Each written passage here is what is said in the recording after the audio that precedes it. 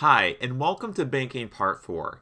Today's lesson is personal checks and endorsements. By the end of today's lesson, you'll be able to do the following.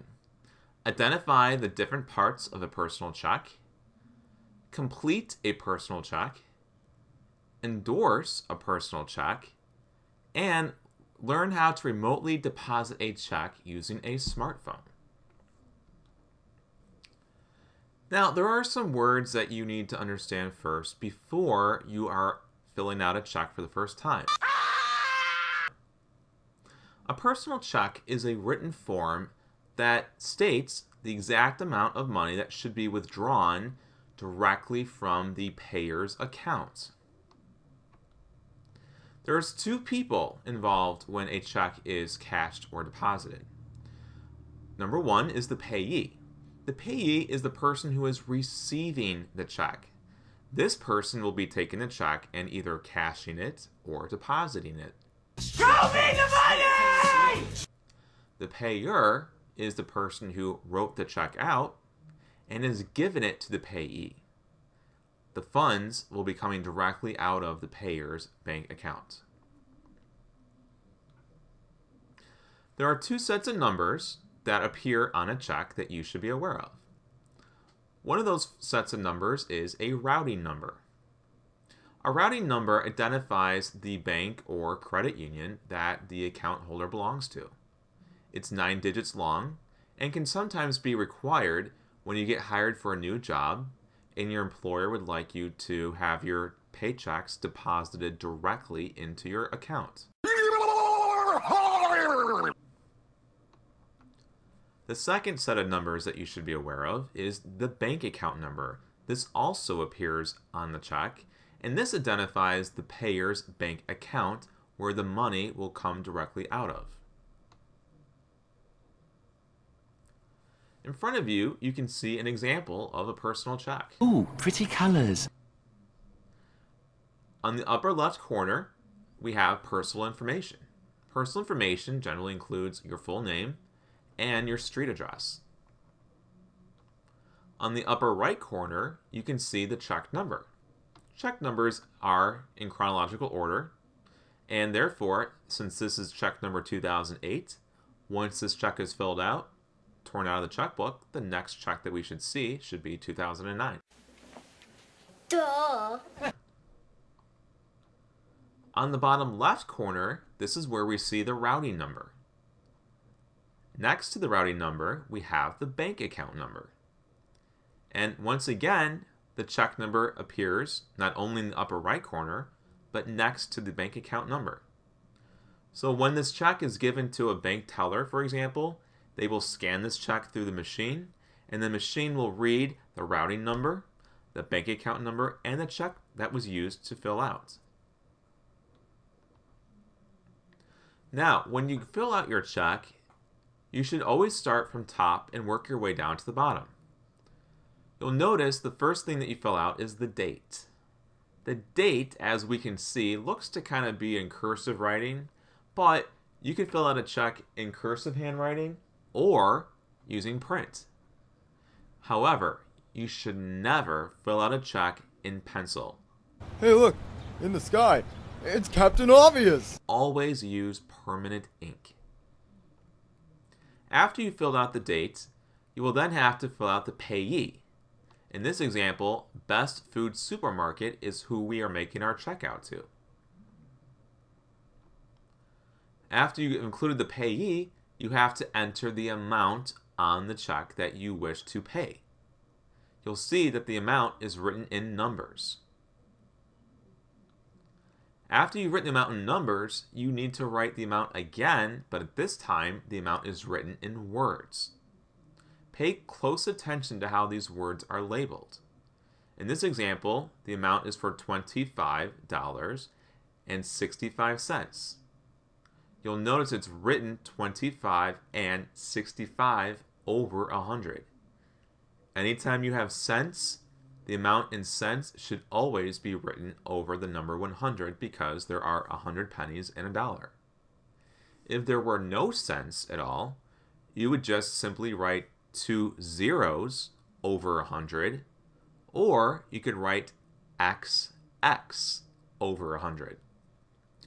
Notice that we have this line that's drawn after the number 100. In case you ever have extra space on this line, you should always draw a line through that extra space. The reason is you don't want anyone else to grab a hold of your check and add in any additional amount of money. This prevents that from happening. If they were to do that, that would be forgery on your check. Oh, are you crazy? So always draw a line through any extra space on this line to avoid anyone else writing in any additional numbers. Below that, you have a memo. The memo is typically for the payer's own information.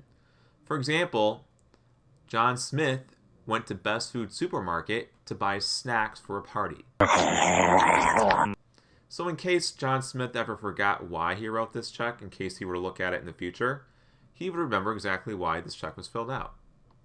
You can leave a memo blank, but typically it's nice to include a message so that you don't forget why the check was written. Next, you have your signature. This signature authorizes that you give permission to the payee to either cash or deposit this check, and you are also saying that there is enough money in your account for this check to go through. You got it, dude. Your signature absolutely must be in cursive. If you have a middle initial, you need to include your middle initial. When it comes to endorsing a check, there are 3 ways to do this. Endorsing a check in most cases is just a signature that's written on the back of the check by the payee. So if somebody gave you a check written to you, you would need to, on the back of that check, endorse it. This gives you the authorization to take this check to your bank and either have it deposited or cashed. So the 3 types of endorsements are blank endorsements, restrictive, and special endorsements. The first endorsement that we're going to look at is a blank endorsement. It's pretty simple. It just has a signature on the top line. Pretty basic, right? Something you have to consider though. This is actually the more common way to endorse a check. It's also the most unsafe way to endorse a check. Just because you have your signature on the top line, you're giving the authorization to anybody that comes across your check on the sidewalk, or maybe you've lost it. Once that check's endorsed with just a signature, it doesn't matter if the person's signature is on there who matches the name. Anyone can take this check to their bank and cash it or deposit it. Oh, no you don't. Not again. Sorry. So be very careful when you just put a signature only as an endorsement. This next form of endorsement, called a restrictive endorsement, is a lot more safe. You'll notice the wording on the very top of this endorsement. It says, for deposit only. It also includes a bank account number, as well as the signature of the payee. Because it says for deposit only, no one else can do anything but deposit this check. It cannot be cashed. And to make it even better, it must be deposited into this account number. So if a complete stranger found this check laying on a sidewalk and they wanted to cash it, they couldn't. They could only deposit it into this person's bank account.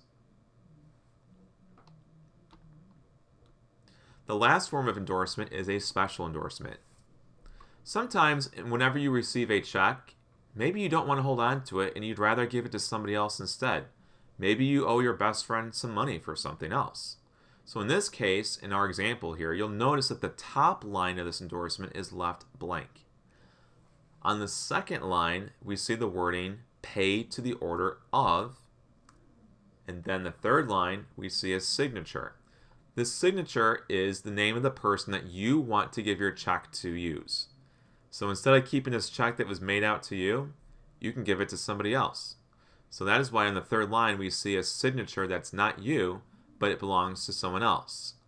So in this example, Barbara Trevino had a check written to her, but she decided to give it to her friend Eleanor Johnson instead. So Barbara Trevino signs her own name on the bottom there, as you can see, to authorize that I am not keeping the check that's written to me. Instead, I'm giving it to my friend Eleanor Johnson instead. Once Eleanor Johnson receives this check, she will then endorse the check on the top line. Very interesting.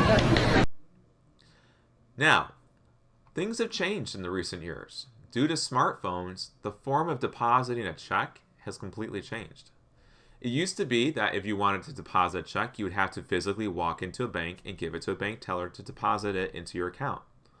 You could also go to an ATM machine and deposit it through an ATM.